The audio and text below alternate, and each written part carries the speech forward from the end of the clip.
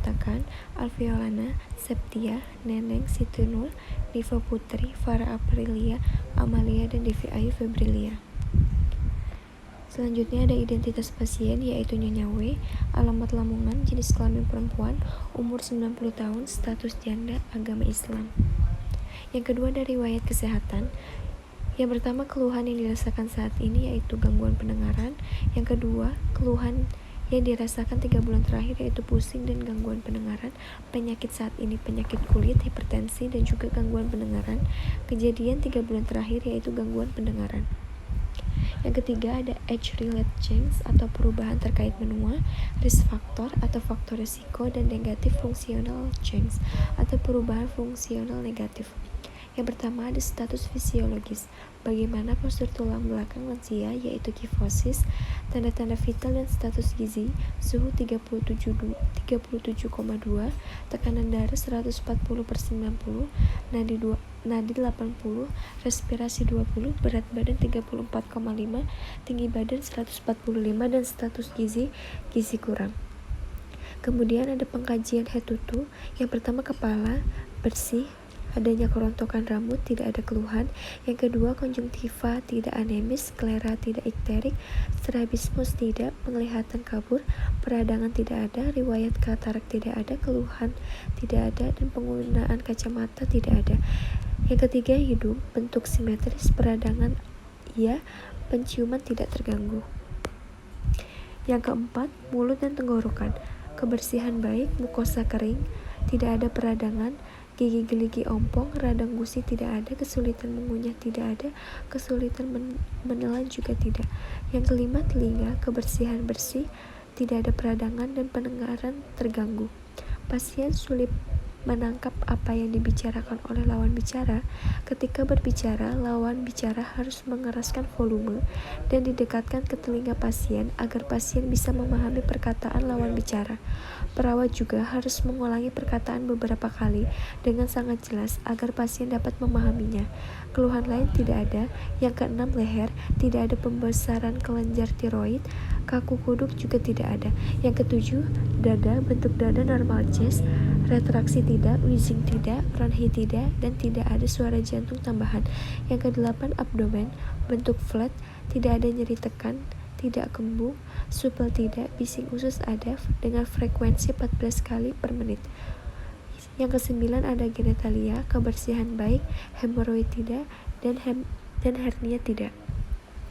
Yang kesepuluh ekstremitas, kekuatan otot 5, yaitu melawan gravitasi dengan tahanan sedikit, rentang gerak maksimal, deformitas tidak, tremor tidak, edem kaki tidak, penggunaan alat bantu tidak. Integumen, kebersihan baik, warna tidak pucat, kelembapan kering, gangguan pada kulit ya, yaitu gatal. Kemudian yang kedua ada pengkajian psikososial spiritual. Yang pertama yaitu motivasi penghuni panti atau tinggal bersama keluarga, yaitu kemauan sendiri. Pengkajian masalah emosional yaitu yang pertama masalah emosional, pertanyaan pada tahap 1 didapatkan hasil pengkajian yaitu klien sering was-was atau khawatir. Kemudian pertanyaan tahap 2 didapatkan data yaitu keluhan lebih dari 3 bulan atau lebih dari 1 bulan 1 kali dalam 1 bulan, dan ada masalah atau banyak pilihan. Lebih dari 1 atau sama dengan 1 jawabannya, maka masalah emosional itu ada atau ada gangguan emosional. Kemudian ada skala depresi geriatrik. Yang pertama, apakah Anda pada dasarnya puas dengan kehidupan Anda? Jawabannya ya. Yang kedua, apakah Anda sudah menghentikan banyak kegiatan dan hal-hal yang menarik minat Anda? Jawaban ya. Apakah Anda merasa hidup Anda hampa? Jawaban tidak. Apakah Anda sering merasa bosan? Jawaban tidak. Apakah Anda biasanya bersemangat atau gembira? Jawaban tidak. Apakah Anda takut sesuatu yang buruk akan terjadi pada Anda? Jawaban tidak. Apakah Anda merasa bahagia untuk sebagian besar hidup Anda? Jawaban ya. Apakah Anda sering merasa tidak berdaya? Jawaban tidak. Apakah Anda lebih senang tinggal di rumah daripada keluar dan mengerjakan sesuatu yang baru? Jawaban ya. Apakah Anda merasa mempunyai banyak masalah dengan daya ingat Anda dibanding kebanyakan orang? Jawaban tidak. Apakah Anda pikir bahwa hidup Anda sekarang ini menyenangkan? Jawaban ya. Apakah Anda merasa tidak berharga seperti perasaan Anda saat ini? Jawaban tidak. Apakah Anda merasa Anda penuh semangat? Jawaban ya. Apakah Anda merasa bahwa keadaan Anda tidak ada harapan? Jawaban tidak. Dan yang terakhir, yang ke-15, apakah Anda pikir bahwa orang lain lebih baik keadaannya daripada Anda? Jawaban tidak. Skor yang didapatkan yaitu 3. Kemudian ada penilaian depresi menurut Beckett dan Beckerweg. Kesedihan yaitu 0. Saya tidak merasa sedih. Pesimisme 0. Saya tidak begitu pesimis atau kecil hati tentang masa depan. Rasa kegagalan 0. Saya tidak merasa gagal. Ketidakpuasan skor 2. Saya tidak lagi mendapatkan kepuasan dari apapun. Kemudian rasa bersalah 0. Saya tidak kecewa dengan diri sendiri. Kemudian tidak menyukai diri sendiri. Skor 0. Membahayakan diri sendiri, skor 0. Dan menarik diri dari sosial, skor 1. Yaitu saya kurang berminat pada orang lain daripada sebelumnya. Kemudian keraguan-raguan, skor 2.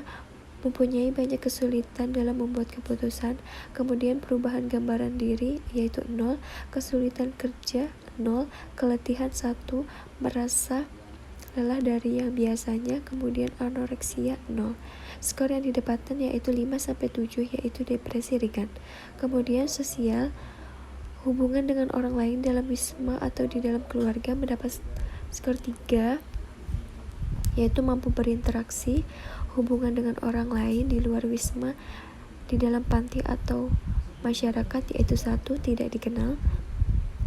Kemudian kebiasaan lansia berinteraksi ke wisma lainnya dalam panti atau di masyarakat yaitu 4, tidak pernah.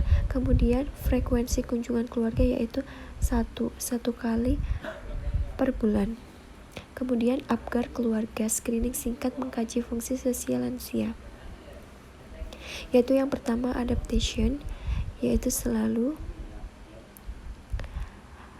merasa puas karena saya dapat meminta bantuan keluarga atau teman-teman saya saat ada sesuatu yang mengganggu saya. Kemudian yang kedua partnership, yaitu kadang-kadang. Yang ketiga growth, selalu. Yang keempat affection, selalu.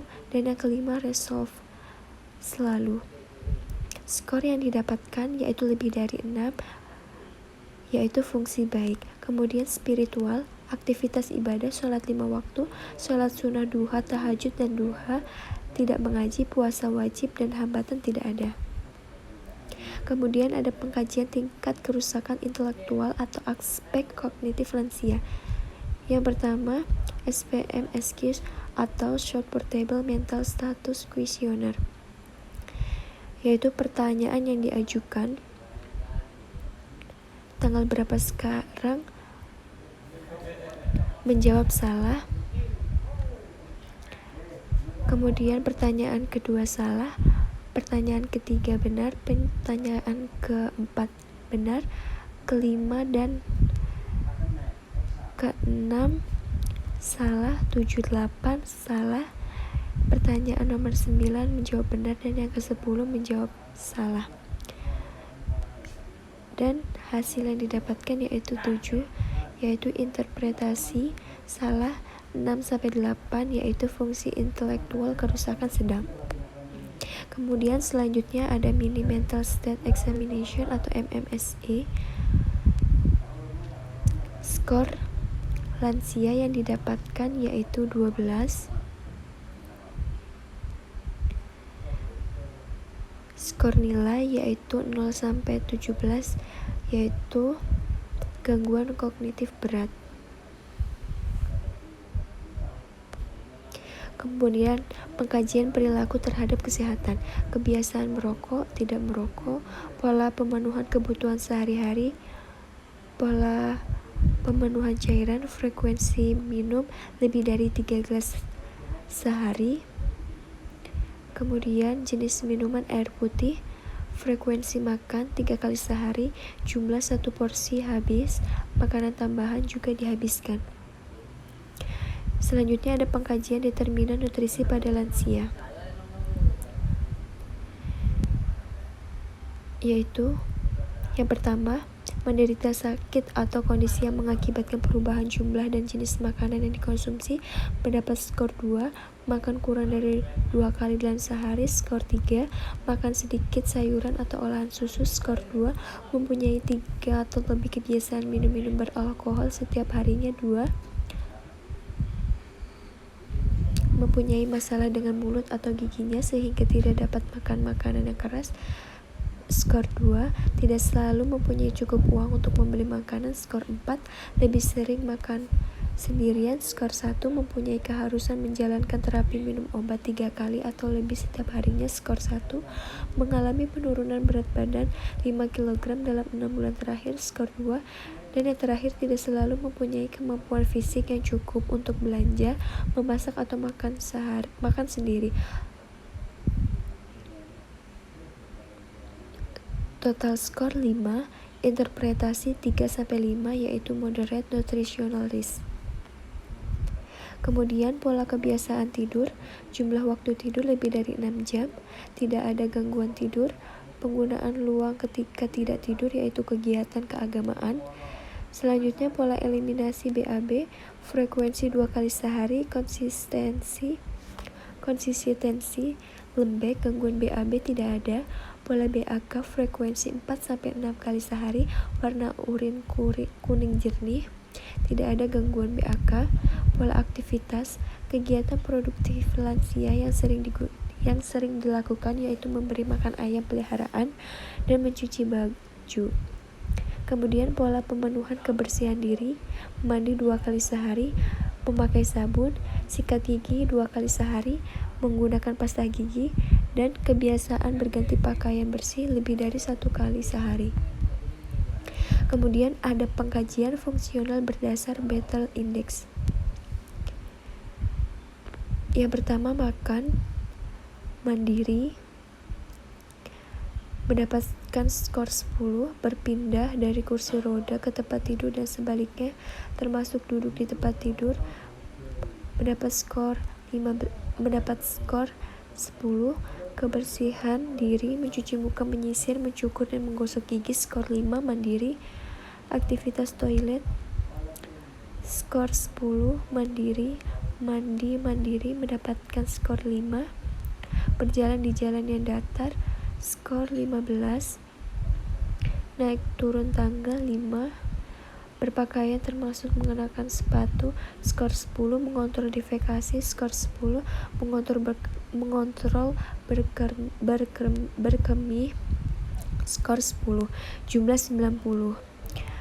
Penilaian 62-90 yaitu ketergantungan sedang. Kemudian pengkajian fungsional berdasarkan indeks CATS dari AKS, yaitu yang didapatkan lain-lain tergantung pada sedikitnya 2 fungsi tetapi tidak dapat diklarifikasikan sebagai C, D, E, atau F. Kemudian pengkajian keseimbangan untuk lansia mendapatkan skor 6-10 yaitu resiko jatuh sedang. Kemudian di time up and go test dengan langkah posisi pasien duduk di kursi, yang kedua minta pasien berdiri dari kursi, berjalan 10 langkah 3 meter, kembali ke kursi, ukur waktu dalam detik. Yang didapatkan yaitu skor 20-29 detik yaitu risiko jatuh sedang sampai risiko tinggi. Kemudian pemukiman, pengkajian lingkungan, pemukiman luas bangunan, bentuk bangunan rumah, jenis bangunan permanen, atap rumah genting, dinding tembok, lantai tegel, kebersihan lantai baik, ventilasi 15% luas lantai, pencahayaan baik, pengaturan penataan perabot baik, kelengkapan alat rumah tangga lengkap, sanitasi, penyediaan air bersih lainnya telaga, penyediaan air minum beli, aqua, pengelolaan jamban pribadi, jenis jamban cemplung cemplung terbuka, jarak dengan sumber air lebih dari 10 meter, dan sarana pembuangan air limbah lancar. Petugas sampah dikelola dinas, polusi udara tidak ada, pengelolaan binatang pengerat tidak, fasilitas peternakan ada, perikanan tidak ada, sarana olahraga tidak ada, taman tidak ada, ruang pertemuan ada, sarana liburan ada, dan sarana ibadah juga ada. Keamanan komunikasi dan transportasi. Keamanan penanggulangan kebakaran tidak ada, penanggulangan bencana juga tidak ada, transportasi yang dimiliki, kondisi jalanan masuk panti rata, jenis transportasi yang dimiliki sepeda motor, komunikasi ada, jenis komunikasi yang digunakan HP, cara penyebaran informasi yaitu secara langsung. Kemudian ada analisa data. Yang pertama, data subjektif yaitu keluarga Nyonya W mengatakan harus bicara teriak dan dekat dengan telinga agar Nyonya W mampu mendengar apa yang dikatakan oleh lawan bicara. DO, Nyonya W tampak bingung saat diajak bicara. Nyonya W selalu meminta tolong orang lain untuk mengulang perkataan. TTV, tekanan darah 140/90, nadi 80, respirasi 20 kali per menit, suhu 37,2 derajat Celcius. Etiologi, kerusakan nervus 8. Kemudian terjadi gangguan neuron cochlea. Kemudian fungsi pendengaran menurun, pendengaran terhadap kata-kata atau rangsang suara juga menurun. Kemudian kesulitan mengerti pembicaraan, dan terjadi gangguan sensori persepsi pendengaran. Masalah gangguan persepsi sensori pendengaran. Kemudian yang kedua, DS, keluarga mengatakan bahwa Nyonya W sulit memahami perkataan yang kurang jelas sehingga lawan bicara harus menggunakan kata-kata yang singkat dan juga jelas. Yang kedua, keluarga mengatakan kalau bicara dengan Nyonya W harus mengulangi kalimat yang sama berulang kali. DO, Nyonya W tampak bingung saat diajak bicara. Nyonya W bicara tidak jelas dan tidak nyambung dengan apa yang dinyatakan dan ditanyakan. Fungsi pendengaran menurun, kesulitan mengerti pembicaraan, dan kerusakan komunikasi verbal, dan terjadi gangguan komunikasi verbal. Masalah gangguan komunikasi verbal.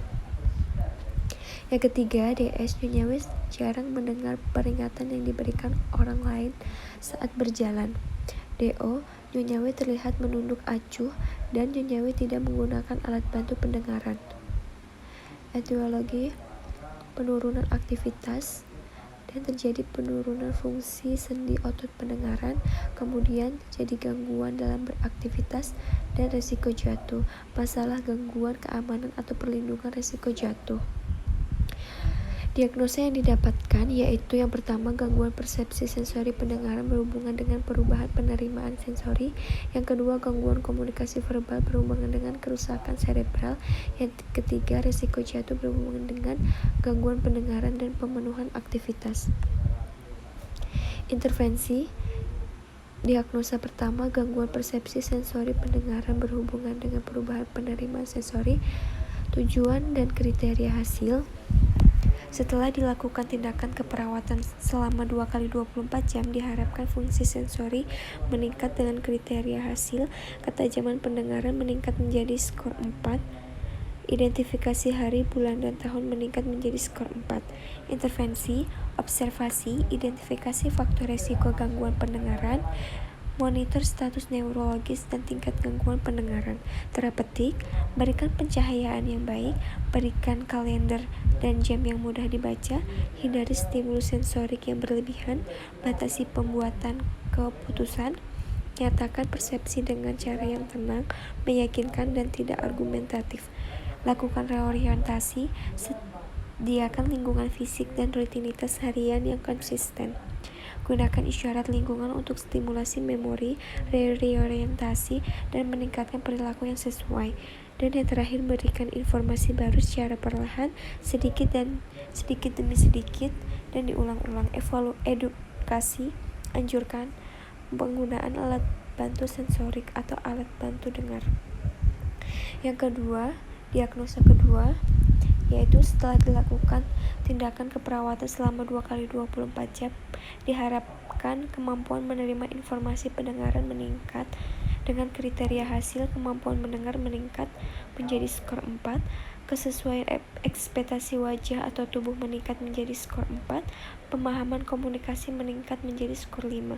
Observasi, periksa kemampuan pendengaran, identifikasi metode komunikasi yang disukai pasien, terapeutik, gunakan bahasa yang sederhana, gunakan bahasa isyarat jika perlu, fasilitasi penggunaan alat bantu dengar, berhadapan dengan pasien secara langsung selama berkomunikasi, pertahankan kontak mata selama berkomunikasi, hindari kebisingan saat berkomunikasi, hindari berkomunikasi lebih dari 1 meter dari pasien, dan pertahankan kebersihan telinga. Edukasi yaitu anjurkan penyampaian pesan dengan isyarat. Diagnosa ketiga yaitu setelah dilakukan tindakan keperawatan selama 1x24 jam, diharapkan risiko jatuh dapat berkurang dengan kriteria hasil yaitu jatuh saat berdiri menurun menjadi skor 5, jatuh saat duduk menurun menjadi skor 5, jatuh saat berjalan menurun menjadi skor 5, jatuh saat di kamar mandi menjadi skor 5, dan jatuh saat membungkuk menjadi skor 5. Observasi, identifikasi faktor risiko jatuh, identifikasi faktor lingkungan yang meningkatkan risiko jatuh, monitor kemampuan berpindah dari tempat tidur ke kursi atau saat berdiri. Terapeutik, pasang handrail tempat tidur, orientasikan ruangan pada pasien dan keluarga, dan yang terakhir gunakan alat bantu berjalan.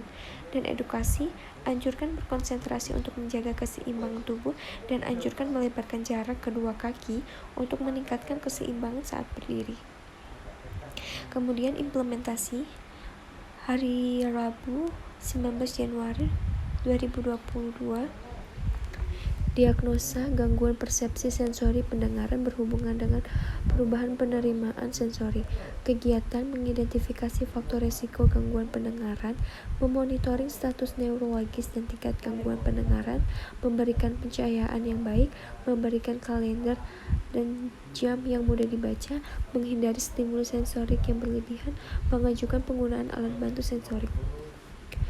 Kemudian Kamis 20 Januari 2022, mengidentifikasi faktor risiko gangguan pendengaran, memonitoring status neurologis dan tingkat gangguan pendengaran, mengajukan penggunaan alat bantu sensorik, menyatakan persepsi dengan cara yang tenang, meyakinkan dan tidak argumentatif, melakukan reorientasi, menyediakan lingkungan fisik dan rutinitas harian yang konsisten, menggunakan isyarat lingkungan untuk stimulasi memori, reorientasi dan meningkatkan perilaku yang sesuai, dan memberikan informasi baru secara perlahan, sedikit demi sedikit dan diulang-ulang. Yang kedua, hari Rabu 19 Januari 2022, gangguan komunikasi verbal berhubungan dengan kerusakan cerebral, yaitu yang pertama memeriksakan kemampuan pendengaran, mengidentifikasi metode komunikasi yang disukai pasien, menggunakan bahasa yang sederhana, menggunakan bahasa isyarat jika perlu, memfasilitasi penggunaan alat bantu dengar, menghadap dengan pasien secara langsung secara berkomunikasi, dan menganjurkan menyampaikan pasien dengan isyarat. Pada Kamis 20 Januari 2022, memeriksa kemampuan pendengaran, mengidentifikasi metode komunikasi yang disukai pasien, mempertahankan kontak mata selama berkomunikasi, menghindari kebisingan berkomunikasi, menghindari berkomunikasi lebih dari 1 meter dari pasien, dan mempertahankan kebersihan telinga. Pada Rabu 19 Januari 2022, risiko jatuh berhubungan dengan gangguan pendengaran dan pemenuhan aktivitas, yaitu mengidentifikasi faktor risiko jatuh, mengidentifikasi faktor lingkungan yang meningkatkan risiko jatuh, memasang handrail tempat tidur, mengorientasikan ruangan pada pasien dan keluarga, dan menganjurkan berkonsentrasi untuk menjaga keseimbangan tubuh. Evaluasi, hari Rabu 19 Januari 2022, diagnosa gangguan persepsi sensori pendengaran berhubungan dengan perubahan penerimaan sensori. S. Keluarga Nyonya W mengatakan harus bicara teriak dan dekat dengan telinga agar Nyonya W mampu mendengar apa yang dikatakan oleh lawan bicara. O. Nyonya W tampak bingung saat diajak bicara. Nyonya W meminta orang lain untuk mengulang perkataan. A. Masalah gangguan persepsi sensori pendengaran belum teratasi. B. Lanjutkan intervensi nomor 1, 3, 4, 5, dan 6. Yang kedua, Rabu Januari 2022, gangguan komunikasi verbal berhubungan dengan kerusakan cerebral. S. Keluarga mengatakan bahwa Nyonya W sulit memahami perkataan yang kurang jelas sehingga lawan bicara harus menggunakan kata-kata yang singkat dan jelas. O. Nyonya W tampak bingung saat diajak bicara. Yang kedua, Nyonya W berbicara tidak jelas dan tidak nyambung dengan apa yang ditanyakan. A. Masalah gangguan komunikasi verbal belum teratasi. B. Lanjutkan intervensi nomor 1, 3, 5, dan 6. Yang ketiga, Rabu Januari 2022, resiko jatuh berhubungan dengan pendengaran dan pemenuhan aktivitas. S. Nyonya W jarang mendengar peringatan yang diberikan orang lain saat berjalan. O. Nyonya W terlihat menunduk, acuh, dan Nyonya W tidak menggunakan alat bantu pendengaran. A. Masalah resiko jatuh belum teratasi. B. Lanjutkan intervensi nomor 1, 2, 4, dan 5. Sekian dari saya. Mohon maaf apabila banyak kesalahan kata atau ucap. Saya ucapkan terima kasih. Wassalamualaikum warahmatullahi wabarakatuh.